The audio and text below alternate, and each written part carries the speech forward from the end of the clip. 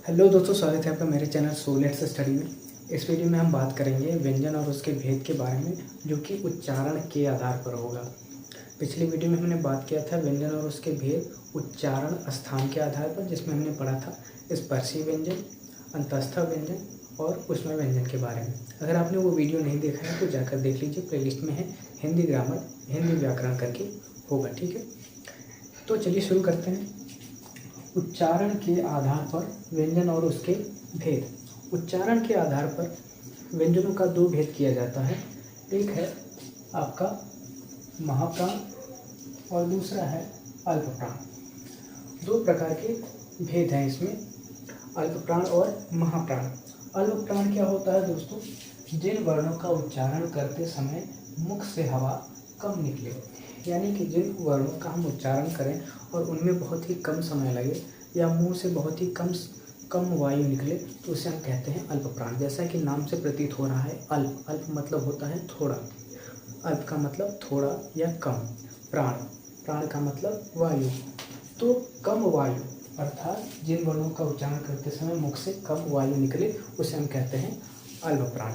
बात करें दोस्तों अल्पप्राण को हम कैसे पहचानते हैं, तो अल्पप्राण दोस्तों मैंने आपको बताया था पिछले वीडियो में स्पर्शी व्यंजन के बारे में, जिसमें 5 वर्ग थे।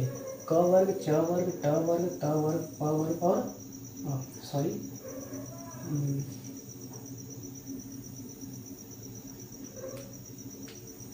ये टी है आपका, त वर्ग और प वर्ग। तो अगर आपको पहचानना हो कि किन वर्णों में उच्चारण में हमें कम वायु प्राप्त हो, अल्पप्राण को आपको पहचानना हो, तो इसकी सीधी सी ट्रिक है कि आप इन पांचों वर्णों को, पांचों वर्ग के पांचों वर्णों को आप क्या करिए, इंग्लिश में लिख लीजिए कि उसको इंग्लिश में क्या कहते हैं। आपने तो पढ़ा ही होगा कि के से क, के एच से ख, जी से ग, जी एच से घ। तो ऐसे आप पूरा लिख लीजिए क वर्ग से प वर्ग तक का, ठीक है। अब हम इसमें क्या करते हैं, देखते हैं कि स्पेलिंग सबसे ज़्यादा किस में कम है। तो आप नोटिस करेंगे कि जो क का है के, च का इसमें 2 स्पेलिंग है CH, ट का टी, त का टी और प का पी, यानी कि इसमें एक एक स्पेलिंग का प्रयोग हुआ है, यानी कि इसमें बहुत ही कम समय लग रहा है। दूसरा वाला देखते हैं, इसमें भी जी, जे, डी, डी, बी, यानी इसमें भी बहुत कम समय लगेगा। और आखिरी वाला इसमें भी एन, एन, एन और एम, यानी बहुत ही कम समय लग रहा है। किसमें किसमें? पहला, दूसरा और तीसरा, इन तीनों में बहुत ही कम समय लग रहा है, यानी कि ये क्या हो गया, ये अल्पप्राण हो गया। और इसकी परिभाषा ही यही है कि जिन वर्णों का उच्चारण करते समय हमारे मुख से कम वायु निकली, उसे क्या कहते हैं, अल्पप्राण कहते हैं। तो आपका क्या होगा, स्पर्शी व्यंजन का पहला, तीसरा और पांचवा वर्ण क्या हो जाएगा, आपका अल्पप्राण हो जाएगा, ठीक है दोस्तों।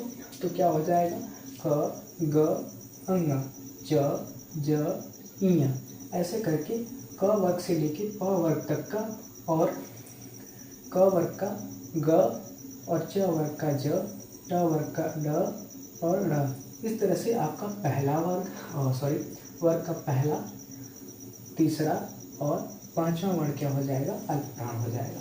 तो इसको हम जोड़ेंगे तो कितना हो जाएगा हमारे पास आ जाता है 1 2 3 3 5 15, यानी कि 15 मिल जाते हैं हमें स्पर्शी व्यंजन। जैसा कि मैंने यहाँ पे नोट किया है, स्पर्शी व्यंजन कितने हो जाते हैं, 15 हो जाते हैं, ठीक है दोस्तों।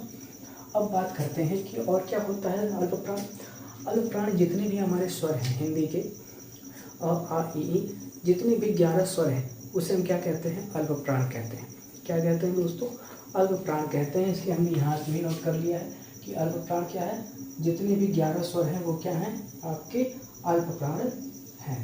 तो 11 और 15 कितने हो गए, ठीक है दोस्तों। स्वर और स्पर्शी व्यंजन कितने हो गए आपके, अल्पप्राण हो गए।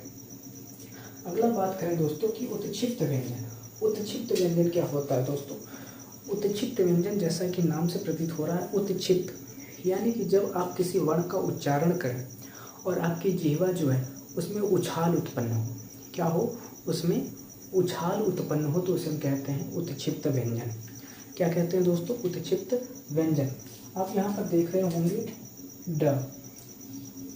ड और ढ। ये क्या है? ये तो एक तरह से स्पर्शी व्यंजन है और एक तरह से शांत भी है, लेकिन इसी में हम थोड़ा बदलाव कर देते हैं। इसमें हम बदलाव क्या करेंगे दोस्तों, इसके नीचे हम एक बिंदी लगा देंगे, इसके नीचे भी बिंदी लगा देंगे। अब ये क्या बन गया आपका? ये बन गया आपका उत्क्षिप्त व्यंजन। क्या बन जाएगा दोस्तों? उत्क्षिप्त व्यंजन बन जाएगा। अब इस उत्क्षिप्त व्यंजन में जो आपका है एक उत्क्षिप्त, क्या कहते हैं, एक उत्क्षिप्त व्यंजन क्या होगा आपका? अल्प प्राण होगा। क्या होगा? अल्प प्राण होगा। और वो कौन सा होगा? वो आपका ढ़ होगा। क्या होगा? ढ़ होगा। ढ़ क्या होगा आपका? उत्क्षिप्त व्यंजन। इसमें मैं लिख देता हूँ ढ़ क्या है आपका? अल्प प्राण है और उत्क्षिप्त व्यंजन एक अल्प प्राण है। ठीक है। अब बचता है 4 अंतस्थ व्यंजन, यानी कि आपका य, र, ल, व। क्या हो जाएगा? य, र, ल और व क्या हो जाएगा आपका? अल्प प्राण हो जाएगा। इसमें 11 स्वर, 4 अंतस्थ व्यंजन और 1 उत्क्षिप्त व्यंजन और 15 स्पर्शी व्यंजन। कुल जोड़ते हैं हम, कितना हो जाएगा हमारे पास दोस्तों? 15 4 19 से 20 20 20 11 30 1 31, यानी कि हमारे पास कितने प्राप्त हो जाते हैं? 31 अल्प प्राण प्राप्त हो जाते हैं। कहीं कहीं पर आप देखेंगे कि आपको अल्प प्राणों की संख्या 30 मिलती है। तो 30 कैसे मिलती है दोस्तों? 30 तब मिलती है जब इस हम उत्क्षिप्त व्यंजन को नहीं जोड़ते हैं। जब हम इस उत्क्षिप्त व्यंजन को नहीं जोड़ते हैं तो क्या होता है? हमारे पास 30 अल्प प्राण प्राप्त हो जाते हैं। क्या प्राप्त हो जाता है दोस्तों? 30 अल्प प्राण प्राप्त हो जाता है। तो उम्मीद करता हूँ आपको अल्प प्राण समझ में आया होगा। अब हम बात करते हैं महाप्राण की। महाप्राण क्या है दोस्तों? जिन वर्णों का उच्चारण करते समय मुख से अल्प प्राण की अपेक्षा ज़्यादा हवा निकली, यानी कि अल्प प्राण में जितनी हवा निकल रही थी उससे ज़्यादा हवा निकलती है मुख से, तो हम क्या कहते हैं? वो महाप्राण होता है। महाप्राण कैसे होता है? तो हम फिर से स्पर्शी व्यंजन में आ जाते हैं वर्गों में। इसमें हमने कहा था कि पहला, तीसरा और 5वां क्या है? अल्प प्राण है, क्योंकि इसमें क्या है? बहुत ही कम समय लग रहा है। क्योंकि आपने देखा होगा स्पेलिंग मैंने लिखी है कि अब आप सोच रहे हैं यहाँ तो दे स्पेलिंग है फिर भी कैसे कम हवा निकल रही है। तो आप यहाँ ध्यान दीजिए कि च के बाद जो 6 है उसमें ट्रिपल है। क्या है? 3 स्पेलिंग। क्या है दोस्तों? 3 स्पेलिंग है। इसके हम इसे कम मानते हैं क्योंकि ये इससे ज़्यादा है। इसलिए हम क्या करेंगे? तो दूसरा और चौथा वर्ण क्या हो जाएगा? महाप्राण हो जाएगा। क्या हो जाएगा दोस्तों? महाप्राण हो जाएगा। तो अब हम इसको जोड़ लेते हैं। आपको बस इतना ध्यान रखना है कि आप पहले स्पर्शी व्यंजन के 5 वर्ग लिखिए और 5 वर्गों के वर्ण लिखिए और उसमें कि उसको स्पेलिंग लिखिए, और उसके बाद आप पहचान सकते हैं कि किसमें कम समय लग रहा है और किसमें ज़्यादा समय लग रहा है। देख के ही जान जाएंगे आप कि के एच से ख और के से क, यानी किसमें कम समय लगेगा? क में कम समय लगेगा, ख में ज़्यादा समय लगेगा। उसी प्रकार ग में कम समय लगेगा और घ में ज़्यादा समय लगेगा। तो उसी हिसाब से क और घ क्या हो जाएंगे? महाप्राण हो जाएंगे। और उसी प्रकार से इन स्पर्शी व्यंजन का दूसरा और चौथा वर्ण क्या हो जाएगा? आपका महाप्राण हो जाएगा। तो हम इसको जोड़ लेते हैं। यहाँ 2 है, 2 है, कितने हैं? 5 है, 2 5 10, यानी कि 10 हमें क्या हो जाएंगे? 10 प्राप्त हो गए, हमें स्पर्शी व्यंजन प्राप्त हो गए। कितने प्राप्त हो गए? 10 स्पर्शी व्यंजन प्राप्त हो गए। यहाँ तक आपको बात समझ में आई हो तो कमेंट ज़रूर करिएगा। अगर आपको मज़ा आ रहा हो इस क्लास को पढ़ने में या इस क्लास को देखने में तो आप कमेंट ज़रूर करिएगा। ठीक है, आगे बढ़ते। 4 उष्म व्यंजन। कितने दोस्तों? 4 उष्म व्यंजन मैंने कि बताया था। उच्चारण स्थान के आधार पर 3 भेद किए थे मैंने, स्पर्शी व्यंजन, अंतस्थ व्यंजन और उष्म व्यंजन। तो वही अल्प प्राण में हमने अंतस्थ व्यंजन जोड़ दिया था और यहाँ पर हम उष्म व्यंजन जोड़ लेंगे महाप्राण में।